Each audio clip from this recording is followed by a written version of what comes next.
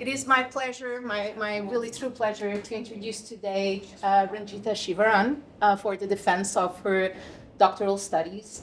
I've learned from actually my colleague Adam Brandt to tell a story about the students at the beginning, and I'll try to keep it short, but in summary, I followed Ranjitha to Stanford. This is what happened. So back in 2018, we've met.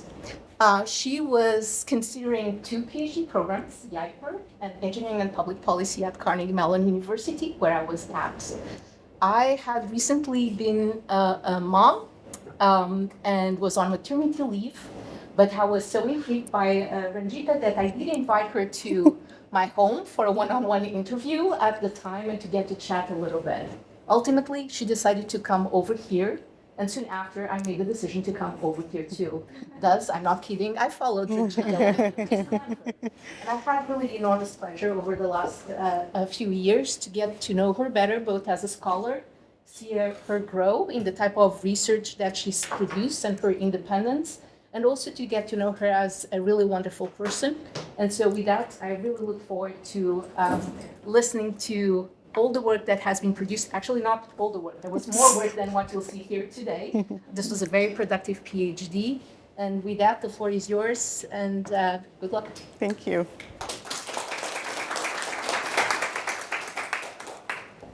Thank you for that lovely introduction, Inesh. Good afternoon, everyone. Welcome. I'm so excited to present today a succinct summary of the work that I've done over the past few years. So let's dive right in. The clean energy transition is well underway. This is marking a significant shift away from the use of fossil fuels across the economy as a whole. We are seeing growing renewable energy adoption. We are seeing policies, local, national, and international, focused on promoting decarbonization. And we are seeing extensive investment in clean energy technologies. So a lot of positive signs here. But there are many stressors. These stressors have the potential to influence the pace and the inclusive nature of the clean energy transition. So there are many stressors. These could be local or global. They could be natural, man-made, or a combination of the two. So for example, let's look at the picture on the left. This is Louisiana after Hurricane Ida hit in August 2021. This was an extreme weather-driven power outage. These are becoming more frequent and more intense recently due to climate change. So when such events occur, they can cause a lot of suffering and hardship for people because not only is your power out, but your power-dependent systems like your water and transportation are affected as well. Or take, for instance, the image on the right. All of us have lived through a very rapid and massive transition to remote work. I don't need to introduce that to you, but remote work is very important for cities because it can fundamentally alter the balance of energy use between residential and commercial buildings. It can also change the energy we expend in traveling to the workplace. So my motivating questions were that I wanted to explore some key stressors and their impacts on the subsectors of the energy system that they're relevant to. I also wanted to see how these impacts vary for different sections of the population, paying particular attention to disproportionate impacts for vulnerable households. I have 5 chapters in my thesis. Over the course of the first 4 chapters, I employ data-driven analysis and modeling to look at a few key stressors and their impacts on the energy system as a whole. In my first chapter, I look at the COVID-19 pandemic and how it changed US household resource consumption, both for energy, but also energy-dependent infrastructure, such as water and transportation. In my second chapter, I look at the impacts of remote work on building and transportation energy use. In chapters 3 and 4, I deploy representative surveys in Texas after Winter Storm Uri and in Louisiana after Hurricane Ida, with the goal of looking at the household level impacts and inequities that resulted from these large-scale power outages. And finally, my 5th chapter is a systematic review chapter that offers an overview of the current set of approaches that look at modeling building and transportation energy use together as opposed to separately, which is how it's been traditionally done. And the goal here is to look at how that can support urban electrification. So I only have 40 minutes. So I'll focus on chapters 2, 3, and 4 today, drawing some key insights for these chapters for you, but also look a quick insight from chapter 1 to motivate the work that I do in chapter 2. So let's look at chapter 1, and just to point out that this is a published chapter, a published paper in Environmental Research Letters. In this chapter, when the pandemic happened, my advisor Inesh and I were very curious, how is this pandemic affecting household level resource consumption? So we deployed an online survey, because we were all isolating, to a national US sample of about 1,200 respondents using MTurk and Prolific Academic. The goal was to quantify the nature and extent of perceived change around energy services, but also energy dependent services like water, ICT, transportation, and so on. The survey took about 30 to 40 minutes to complete per respondent, and it was a paid response. I just want to point you to one graph from this to motivate the rest of my work. So this is a Sankey diagram. On the left is the mode of commuting to work before the pandemic, and on the right is the mode of commuting during the pandemic. Let's put some numbers to this graph. So about 14% of our respondents worked from home before the pandemic. That number went up to 39% during the pandemic. This number matches estimates from other research done around the time as well.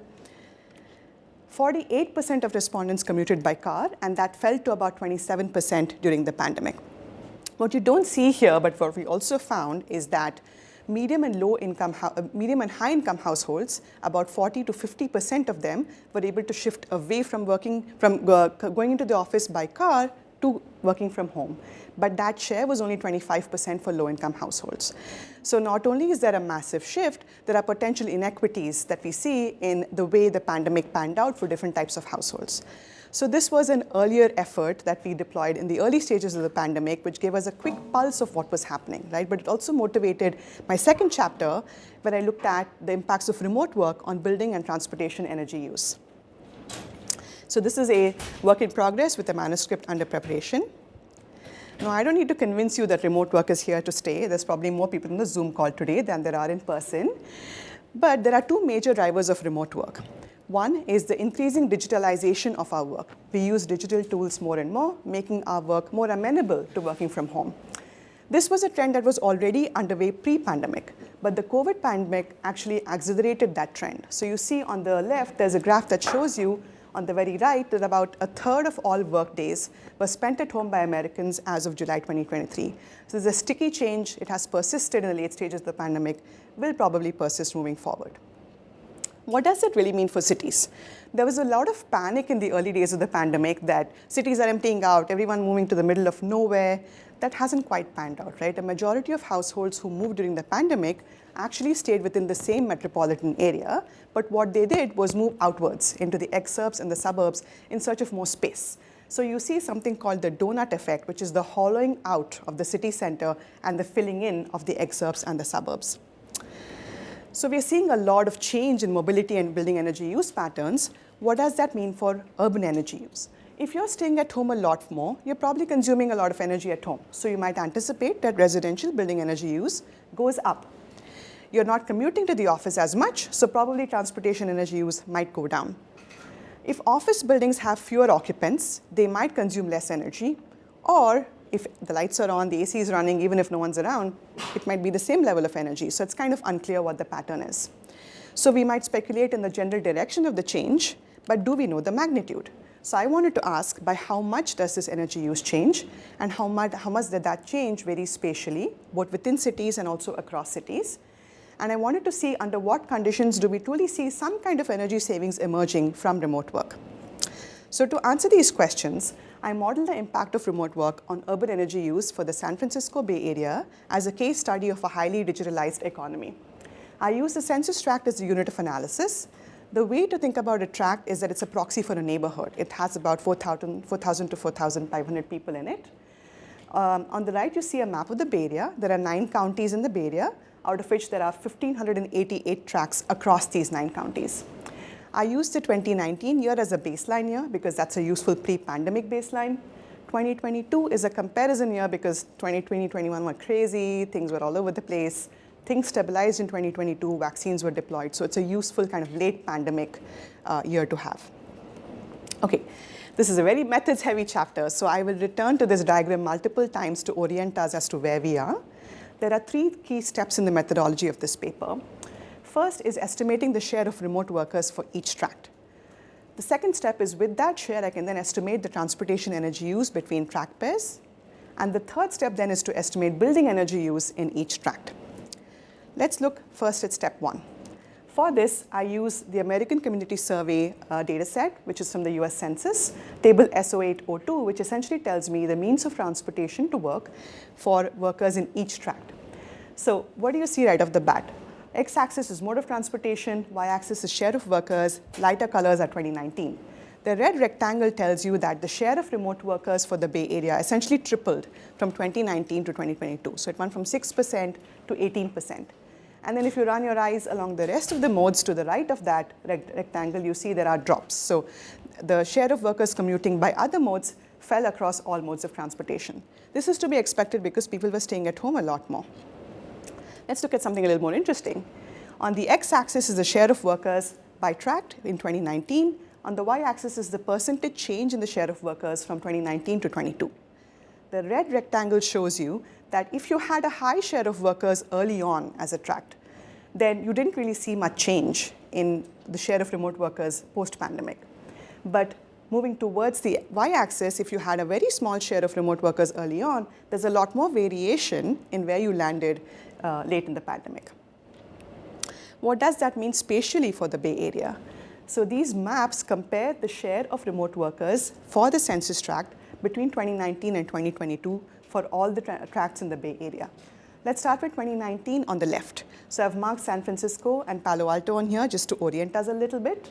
So you see, and I don't have a laser, so I'm going to point here, right from San Francisco all down the valley, there's pretty low shares. It's quite blue, so low shares of remote work. The stuff that does light up is ex-urban or suburban farther away and a little bit of Marin County. Now let's move to 2022. You see a lot more areas lighting up in yellow, which means the shares of remote workers went up. So San Francisco lightens a little bit, all along the valley lightens, Los Gatos, Saratoga has a higher share, East Bay with a lot of residential communities lights up, Marin kind of stays where it was, right? So this is a spatial picture of what happened in terms of remote work. Coming back to our diagram, now let's go to step 2. How do you estimate transportation energy use between tract pairs based on this data? So for this, I employ a second data set from the census. This is called the loads data set. This tells me between any two tracts in the Bay Area, what are the count of jobs that count one of the tracts as a home tract and the other as a work tract. So these are just job counts. This doesn't tell me anything about how the people in those jobs are actually commuting. So to get to that number, I use the table that I told you about earlier, the ACS table. I apply the share of workers by mode of transport to that job count. So now I know how many workers are commuting by what mode of transportation between any two tracts. So this is 2 tracts. Now let's do this for all the tracts in the Bay Area. So there's 1,588 census tracts. So there's 2.52 million origin-destination tract pairs. We can run the same analysis for this. Now that we know the number of workers, we can then calculate the transportation energy use using this formula on the right, which I'm happy to talk through more in the Q&A. Let's look at some results. On the left is outgoing transportation energy use, again for the Bay Area, in PMP-GGE, passenger miles per gallon gasoline equivalent. So this unit lets you compare different types of modes of transportation which may have different fuel efficiencies. So you see that these colors are kind of all over the place. There's no clear pattern emerging, which means people live everywhere in the Bay Area. And so when you're looking at the transportation energy use by the home tract, which is what the graph on the left is, it's kind of scattered. But look at the graph on the right. This is incoming transportation energy use. So you're summing the transportation energy use coming into a tract. So you see very quickly that there's a high concentration spatially of all the office buildings in the Bay Area. So this is a very clustered economy. So you see in San Francisco really lights up, San Mateo, all the Googles and Apples of Mountain View all light up. So this is an artifact of the way the Bay Area's urban morphology works, that the transportation energy use incoming is highly concentrated. Let's look at numbers for the region as a whole. So again, same unit. On the y-axis is your commuting transportation energy use annually. The lighter color is 2019. So essentially you see a 13% drop in transportation energy use between 2019 and 2022. If you take that 13% and break it up by what mode of transport accounted for that drop, you see that driving alone was about 60% and public transit was about 30%. And that public transit number is worrying because typically transit is more energy efficient, and so you also see it reflected in the falling revenues and other issues that transit agencies around the Bay Area are facing. Okay, now looking at step 3, estimating building energy use. for this, I use a data set from Model America, which is from the Oak Ridge National Lab. This data set gives me building archetypes, which are essentially representative buildings for each census tract. Together, these set of tracts represent the overall building stock in the Bay Area. There's 10,994 archetypes across the 1588 tracts that I have. So you'll see by the graphic on the right that these archetypes are of many different types. They could be small, medium, large office buildings. They could be single-family homes or apartments of different sizes.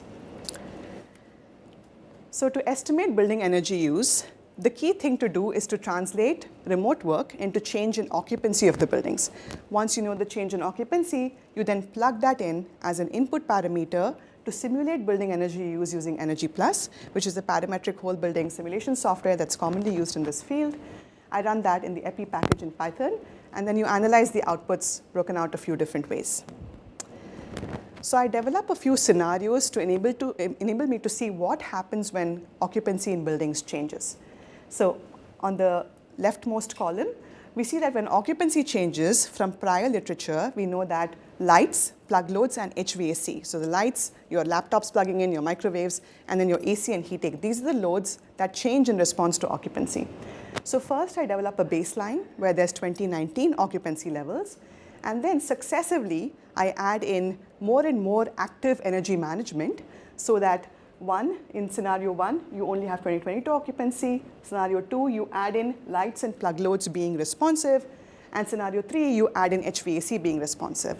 So think of these scenarios as you being a building energy manager trying to get your building energy use down as the number of people coming into the office keeps falling, right? So the hypothesis there is that energy use decreases from the baseline to scenario 3.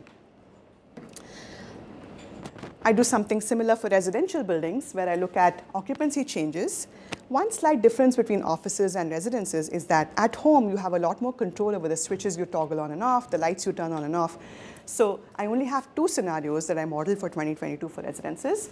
Right off the bat, I model in scenario 1, 2022 occupancy, plus lights and plug loads being responsive to that changed occupancy. And in scenario 2, I add in HVAC to the mix. So what do we see in terms of a hypothesis here? We speculate that from the baseline to scenario 1, there should be an increase in energy use because homes are more occupied in 2022, more people are working from home. But if you're at home and you say, I don't want to use the AC that much, I'll be a little bit more frugal in my energy use, which is what scenario 2 is, then you should see a decrease in energy use. So that's the general direction. All right. Now let's look at some numbers. So this is the total building energy use for the Bay Area as a whole across each of the 4 scenarios that I talked to you about on the x-axis. So let's look at the office buildings first on the left. Office buildings in the Bay Area used about 100,000 gigawatt hour annually in 2019. When 2022 occupancy fell a little bit, you see a 0.3% decrease in occupancy. Then you add plugs and light loads into the mix, you see a 9.4% decrease. You add HVAC, you see a further decrease. So this is kind of following the overall hypothesis that we had. What about residential buildings? So initially for residential buildings in the Bay Area, there's about 176,000 gigawatt hour is the total load. It increases 2.8% when occupancy went up by people staying at home. And then when people manage their energy use a little bit more actively, it fell by 2.7%, essentially kind of lagging where it was in 2019. So takeaway is that residential energy use probably changed moderately, not too much. I'll break this down now by type of building, right? So on the x-axis, you're seeing large, medium, and small offices. And then on the other side for residences, high-rise, mid-rise apartments, and single-family homes. Look at the overall magnitude of the bars. Very quickly, you'll see that large office buildings in the Bay Area account for most of the energy use in office buildings. The overall trend that you see, which you can see here, is that from baseline to scenario 1, there was a small dip, and then further dips as we expected in our data. Do we see the same trend for medium and office buildings? We actually don't. And this is because there are different modeling assumptions around medium and small office buildings. These buildings are typically older. They're less energy efficient. They're more likely to have passive cooling as opposed to active cooling. So people just crank open a window when they're hot. So these assumptions are actually accounted for in the ORNL data set. So in these heating dominated buildings, we initially see a drop based on change in occupancy and change in light and plug loads. But when we add HVAC into the mix, because the Bay Area is a temperate climate and these are heating-dominated buildings, so you actually see a slight increase in the energy use. So slightly different trend from large office buildings. Now, looking at residential buildings, we see the trend overall that we saw earlier from baseline to scenario 1. There's a slight increase and then there's a drop. This is true across all types of residential buildings. Now, finally, suppose you're a building energy manager or you're a policymaker who wants to identify the biggest levers you can pull if you want to actually make your buildings respond to changed occupancy, right? So right off the bat, on the left, you see for office buildings, HVAC and plug loads pretty much dominate the energy mix. You don't really need to care that much about lights. If they stay on, they probably affect energy use a bit, but not that much. So large office buildings, HVAC and plug loads is where you should be focusing if you really want to see some energy savings from this. On the right, for residences, relative proportions are a little bit more even. Lights matter a little bit more, but still HVAC and plug loads are the ones that matter a lot, so that's probably where you should focus as a building energy manager or policymaker looking to optimize energy use from buildings. Now, this is a novel contribution of the work is that I pull these two together.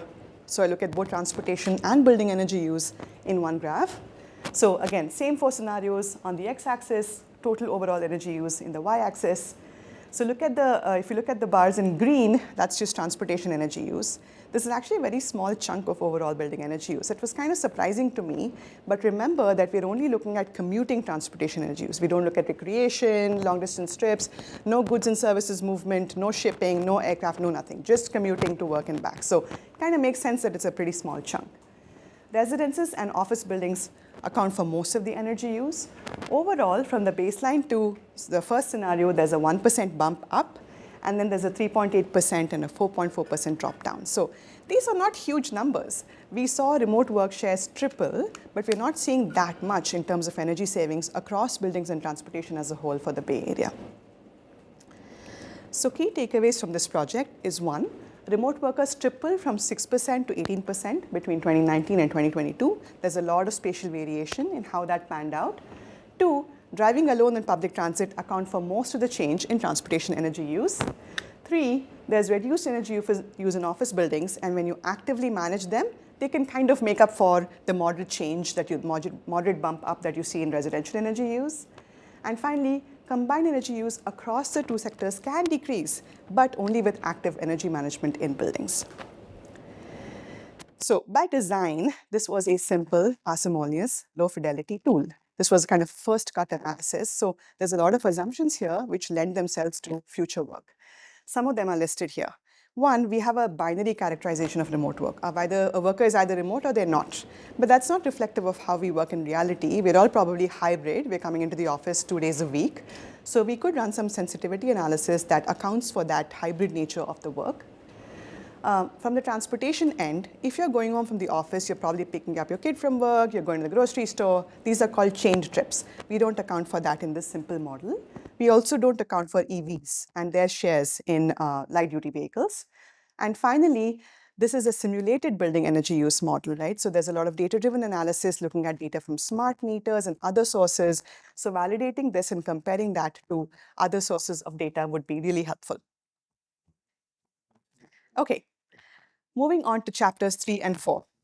When I did my COVID chapter, I thought, all right, one-time survey deployment, this was really hard. I was lying on the floor of my living room because it was that stressful, first survey ever deployed. Thought never going to do a survey again. Turns out I was wrong. There's a lot more surveys. And I've actually found that online surveys, especially when there's a disaster event, are a very useful tool because they can reach a lot of people in a short amount of time at low cost. So they offer a very good way of quickly assessing what's going on the ground. These are sister chapters. We use the same survey framework, but we operationalize them to 2 different contexts, one in Texas and one in Louisiana. From these 2 chapters, we have 3 papers coming out in varying stages of the publication process. So the first paper from Texas is now in revision and to resubmit. There's another paper on worry burden that's under preparation, and there's a paper for Louisiana that's under review. The goal, the motivation for this paper was that weather-driven power outages are a lot more frequent. In fact, we have seen a 67% increase in major power outages from weather-related events since 2000. So these are low probability but high impact events that have a lot of critical implications for grid resilience and reliability, but also for human resilience because they bring a lot of suffering and hardship. This was the case in Texas when Winter Storm Uri hit in February 2021. So this was a historic storm that caused outages to 13 million Texans for several days. Not only were energy system impacted, but also water shutoffs and water boil notices were common. People couldn't drive their cars because the roads were full of snow. So really historic in scale. At that time, we knew anecdotally that there could be potentially disproportionate adverse impacts for vulnerable populations, people with disabilities, people who had poor quality housing and had to huddle in rooms in their home to stay warm. We kind of knew that anecdotally. So through a survey, we were trying to understand what were the impacts experienced, the resulting hardships, and the behavioral responses adopted by Texas residents during and in the aftermath of Winter Storm Uri. And we were particularly interested in understanding how these were influenced by pre-existing vulnerabilities, such as having medical equipment that depended on electricity, and by demographics, such as being low income. So we developed a novel conceptual framework to deploy the survey. First, we know that whenever there's an outage, there are some energy system impacts, so the power and the gas are out, but also there are energy dependent system impacts, like I said. Your water you have a shut-off or a boil notice. All of these impacts can lead to a lot of hardships. And when there are hardships, there are behavioral responses in response to those hardships. These could be short-term coping strategies like using a generator or using your fireplace to heat your home, or in some cases even using your car to heat your home or yourself. It could be long-term changes such as having an emergency kit ready to go or applying to aid for disaster relief. So we hypothesized that each of these was impacted, could potentially be associated with some pre-existing vulnerabilities. They could be demographic based on income. They could be infrastructural, such as living in housing stock that had poor insulation and so on. We deployed an online survey through Qualtrics in December 2021. It took about 27 minutes to complete, and it was a paid survey. There were about 831 respondents to our survey. And if you look at the table on the right, which has a lot of numbers, but if you just focus on the rectangle in red and run your eyes across it, what I'm essentially trying to say here is that our survey was quota sampled and representative of Texas in terms of race, ethnicity, age, and income. So what were some of the impacts experienced when the storm happened? So we see that there were a range of energy system and energy dependent system impacts. 74% of our respondents said that they had an electrical outage.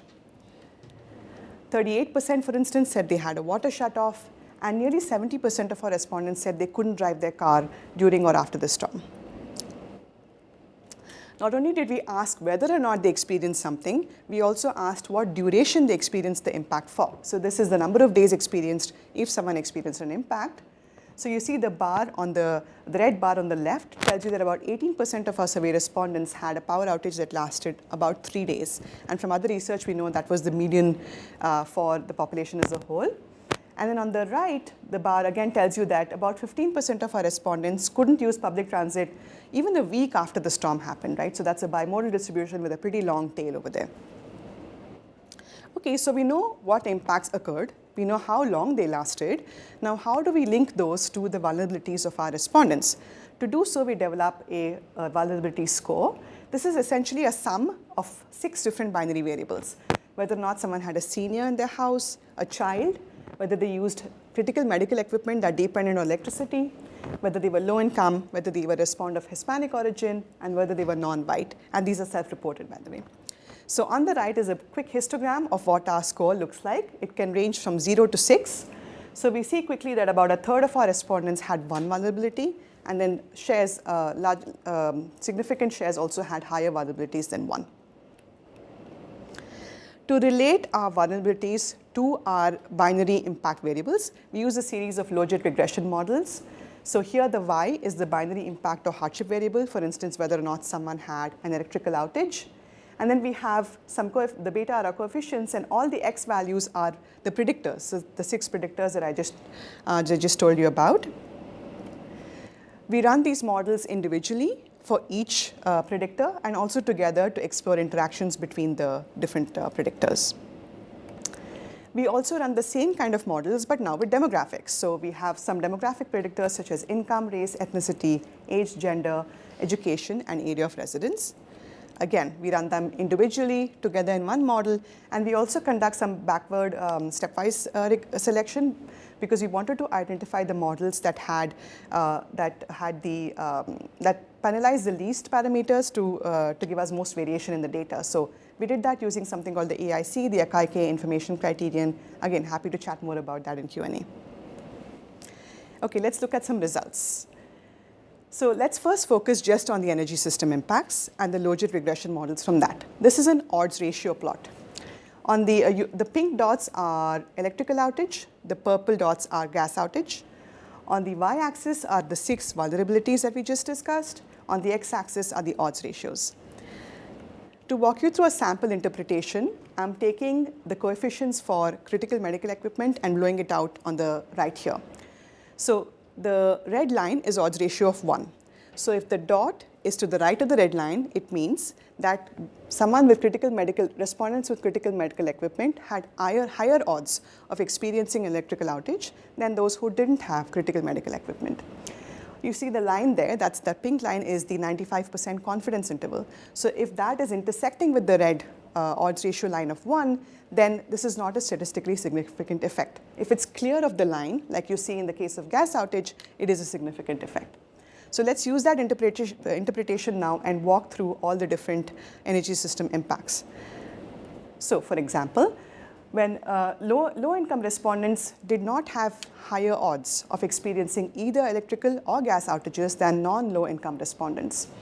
And in fact, this is true across all the pink dots that you see here. So if you run your eyes down from top to bottom, you essentially see that there are no significant predictors for electrical outage. There are a couple for gas outage. But that's not true for the other types of infrastructure critical services that also experienced disruptions. So for water, for example, if you see the black box on the top, you see that water shutoff, water boil notice, and frozen pipes. There were higher odds of these for people who had critical medical equipment, controlling for all other variables in the regression. And then similarly, for non-white respondents, there were also higher odds of these water system disruptions. So I won't walk through all of the results now, but you're beginning to get a flavor of our findings. What if we look at the same graph, but now with demographics on the y-axis?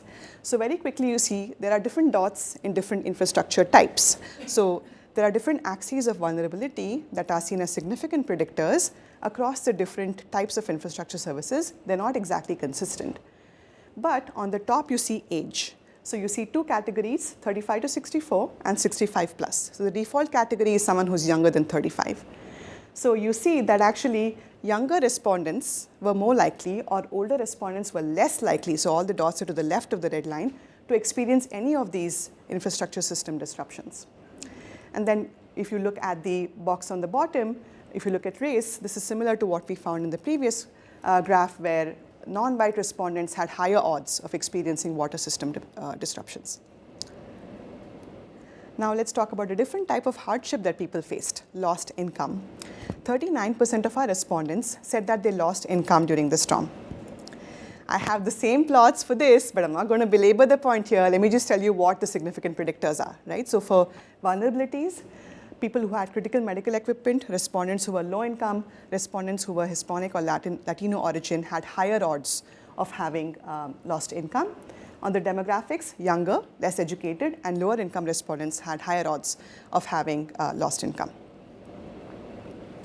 I also have some data on energy bills. So when the Texas storm happened, there were exorbitant energy bills that a lot of households faced, sometimes in the thousands of dollars. So we asked 3 survey questions. 1, whether someone's bill increased, and if it did they have difficulty paying it, or maybe they couldn't pay it at all. So this Sankey plot here tells you that about 54.5% of our respondents, so a majority actually experienced an increase in energy bills. You move your eyes to the right, you see that most of them, about 38.3%, had 1 month of increase only, and other shares had higher than 1 month of increase. Then for those who had 1 month of increase, you see that the month of March is when most of them experienced that increase. So what if we ran the same logit models, but for the increased bills as well as difficulty paying those bills? I'll highlight just 2 vulnerabilities here. Again, we see that respondents who had critical medical equipment not only had a bill increase, but they also had difficulty paying the bill. And then lower down, you see respondents who were low income actually didn't see the higher odds of a bill increase, but if they did have a bill increase, they had difficulty paying it. Okay, that wraps up some key insights from Texas. Now let's look at chapter 4, which is for Louisiana. I deployed the same survey framework in Louisiana, but some of the questions were customized to that context. What's unique about Louisiana is that it's very susceptible to hurricanes because of its coastal morphology. It has low-lying land. In fact, there have been just since 2020, 2 tropical storms and 5 hurricanes in Louisiana. It is also demographically unique. It has a higher share of Black residents and a lower share of Hispanic residents than the US national average. So, Hurricane Ida was a Category 4 Atlantic hurricane that made landfall in Louisiana in August 29, 2021. It made history because it was the second most destructive hurricane after Katrina in 2005. So the power outages that happened in Louisiana affected nearly 1 million people, and about 430,000 of those still had the power outage 9 days after the hurricane hit. So really severe extreme weather event. I won't offer a lot of graphs and stats here, but I just want to point to 2 key things. In terms of impacts, one thing that was different about Louisiana is that because of the low-lying land, a lot of homes are prone to flooding. And we see that 16% of our respondents actually reported home flooding in the aftermath of the hurricane. We also looked at lost income. So similar to Texas, which was 39%, 42% of our respondents here lost income. The vulnerability predictors were whether someone had critical medical equipment again, and whether someone was non-white. And the demographic predictors were respondents who were younger and those who had lower income. So if we had to sum up the key takeaways from across both the surveys, here's what we see. First is that the energy system impacts were not associated with any significant predictors, but energy dependent system impacts were actually, we were seeing some varying axes of vulnerability for them. Typically though, younger, less educated, urban or rural respondents and people of color were more likely to have adverse outcomes because of disruptions to energy dependent systems. Respondents with electricity-dependent medical equipment had worse outcomes across all variables, controlling further variables in the respective regressions. We actually had a lot more interesting analysis in this paper that I didn't get to present today, so if you want to chat about hardships, behavioral responses, using a generator, let me know in the Q&A or later, and I'm happy to chat. So I have some policy recommendations that are takeaways from these chapters as well. I'm going to break that down by grid resilience and human resilience. So now that we know that extreme weather events are more frequent and more intense, we're unfortunately going to see a lot more of them. So because they're so widespread, we need some policy on what could be cost-effective backup power options that you could deploy to larger sections of the population so they can get through these storm events. Now, if we go fully electric, if our cars are electric, our homes are electric, and then the power is out, then those are different set of implications, right? So your vehicle could be a backup battery, or you just can't charge it and you can't go anywhere. So there's a lot of interactions between these two, simultaneously occurring trends that need to be explored from the policy perspective. For human resilience, we need to understand how community support networks can have policies tailored to strengthen their ability to meet the needs of their constituents. And finally, this is something that I think is absolutely very important. I don't think there are actually public data sources that identify households or communities that have critical electricity-dependent medical needs. And so these are communities who probably shouldn't have their power out, or if they do have their power out, they should have solid backup power options. So without affecting data privacy, is there a way that we can actually identify these households so that they can have policy support when needed in the aftermath of disaster events?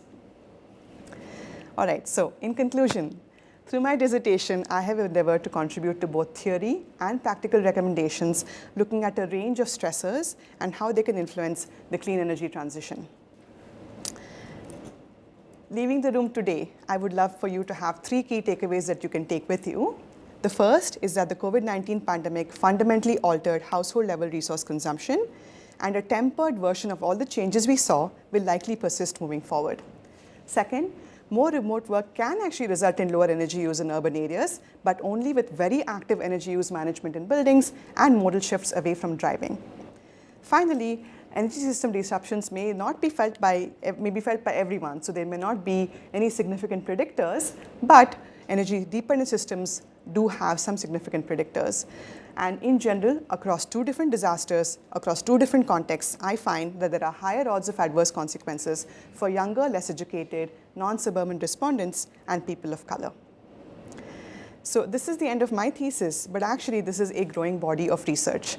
As disaster events become more common, as we're seeing more and more stressors impacting the clean energy transition, we need a very robust understanding of what impacts these stressors can have and what that means for vulnerable households. So I want to pay quick homage to the just transitions literature that motivates a lot of this work. And with that, I thank you.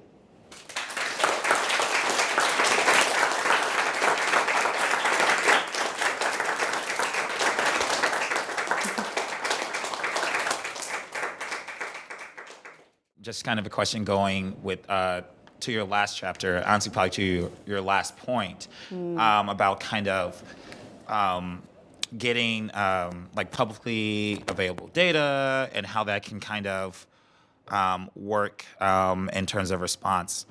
I was like 2 things here. I know that the Health and Human Services has a great database of tracking with Medicare for folks that have this. Yes. And they're trying to decide now how that can actually be useful to more emergency like managers. So I guess for you, what would you like if you could tell like the director, the person running that program, like what would be best use? Like what would you recommend? Yeah, great question. I know you work with this data, so thank you for that. So I guess now with that data set, the thing that I've been thinking a lot about is what level does that data need to be aggregated to be useful to people trying to decide which areas have a power outage when there's a power outage event. And what is the right level of, you're still trying to maintain the privacy of the respondents who tell you what kind of medical needs they have, right? And just to point out, a critical medical need might be a refrigerator that stores insulin. It doesn't have to be some crazy piece of equipment. So these could be really basic household appliances. So my first question would be like, can we identify that right level of aggregation that we can make this data available for? And the second is, I think we need some, Inesh and I were talking about this, what is the most cost-effective backup power option, and how can you make that affordable? So to whoever would need this, would need critical medical equipment in the case of an outage, right? So here, just to point out, we are talking about widespread power outage events that affect significant shares of the population. There are smaller controlled events. That's not what we're talking about here, right? So in case of widespread, those would be the first 2. Amazing presentation. You're such a natural presenter. We've always talked about this. I just wanted to know how difficult was it to quota sample your survey? Like, did you deploy like some particular mechanism to reach to different people, identify vulnerabilities? How did you go about doing that? Great question. Okay. So in the case of the Texas and Louisiana surveys, we actually used Qualtrics Research Service, which is a research service that has a panel of respondents. And then they help you design the representativeness of your sample so that you can pick from the respondents from the panel. So that's how they do it. So just although online surveys are actually very useful, quick tools, low-cost tools, I do want to point out that using a service like this does have some cons, right? So there's, people who are connected to the internet are probably those who are answering those surveys, so that quickly you see a bias right off the bat. There's also other types of bias in the literature. You talk about social desirability bias. You talk about, so kind of access and connectivity. So I do point that out in the paper that, this is subject to that, but that's, I think, a reasonably good way of doing it. Yeah. Thank you, though. I saw online events, so I just came to see from the Stanford website. And I am on the VC world. So is there any kind of like, when you think of this research, I'm very interested in this kind of research because you are the authority of what's happening on the real world. Right. So is there any kind of like business application it could come out that could be useful and that could really solve the pain points you see here? That's a great question that I have not thought about. I'm happy to discuss more if this is of interest to you, but I think one of the things I want to point out is that there's a lot of buzz and a lot of investment going to electrification now. So what are the right ways to retrofit buildings to be fully electrified, panel upgrades, how do you plug EVs in? I would like to see a better quantification of the resilience of those products when they're launched and how they interact with the grid in case of an outage event or something. So not a direct answer to your question, but yeah, I think that's the interaction I'd like to see. Yeah. Thank you. Can you go with mine? Okay. Let's do some of my fun stuff too. All right. So I'm incredibly fortunate to have had this thesis committee. I have to say they are true stars. There's an all-star. I don't even know how to they're amazing, right? So thank you, Bruce, for being the chair and also for collaborating with me on the project with Nick. You were a fantastic advisor there. Greatly relied on you for the coherence you brought to a very muddled research process. So thank you. Inesh, you didn't follow me to Stanford. I kind of made it happen magically. No, so I was actually really disappointed when I didn't get to work with you at CMU. But sometimes things align, and you were here. It's been a wonderful 6-year experience working with you, and you're an amazing mentor. You're so kind, so empathetic, and you always care for my well-being, which, professionally and personally, that's the thing you want most from an advisor. So thank you for being such an amazing mentor. Rishi, who's online from Bali, the first person I interviewed with at Stanford, you are my mentor in urban informatics. Anything about cities, I will run to you always. Thank you for combining technical prowess with such an empathetic style of advising. I've truly enjoyed working with you. Adam, I've loved my meetings with Adam. I don't know if any student has ever told you this, but when Adam gives you research advice, it's actually life advice, right? So you need to write it down. So I have many pearls of wisdom from him. So I'll just give you a sample. So early on in my PhD, Adam said, hey, Ranjitha, you can't optimize for everything, right? But if you optimize for all the right stuff, then you'll be okay. So I definitely use that in everyday life all the time. And thank you, Gabrielle. She is my methods ninja. I will go to you with any qual methods questions anytime. Such a great listener. Thank you for being such a strong supporter of my work. Really, truly acknowledge that. And then Arun and Liang Men, who are both not here today, but thank you for being such steadfast supporters of my work. E-IPER staff, what do I even say? Such strong pillars. You are truly the reason we're able to do the work that we do. So many of you are here. Sue's probably on the call. Thank you so much for all the support that you offer us. And I've been the beneficiary of a lot of generous funding over the years that has helped me do my work. Thank you to all these funding sources. The best part of a PhD is collaborating with others, and I've had so much of that. Thanks to Ada, Nick, Jill, Kopal, Zeng, all these people who have been fantastic collaborators, who have made me a part of their chapters or come and help me on my work. Thank you so much.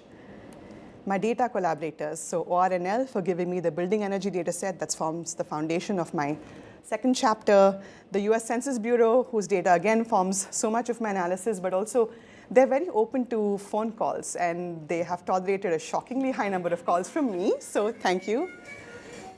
All right, and then thank you for the 2,876 survey respondents who spared their time to go over the long list of questions that I had for them. I have the best cohort.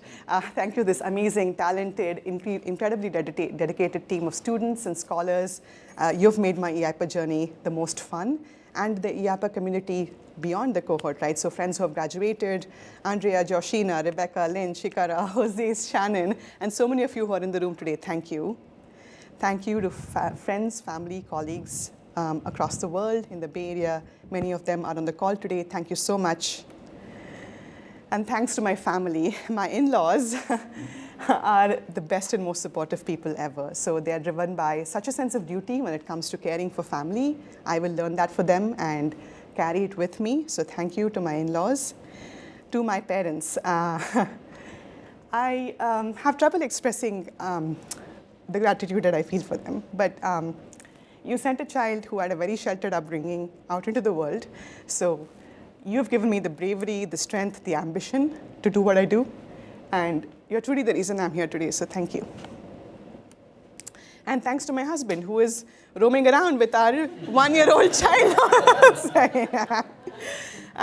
It tells you how he is. That's how supportive he is. Such a strongly opinionated, curious person with a relentless love of learning. He will never keep quiet. He will always argue. He inspires me and challenges me to be better. And by the way, he defended his PhD on June 5th a few years ago, and today is June 4th. So, yeah, take from that what you will.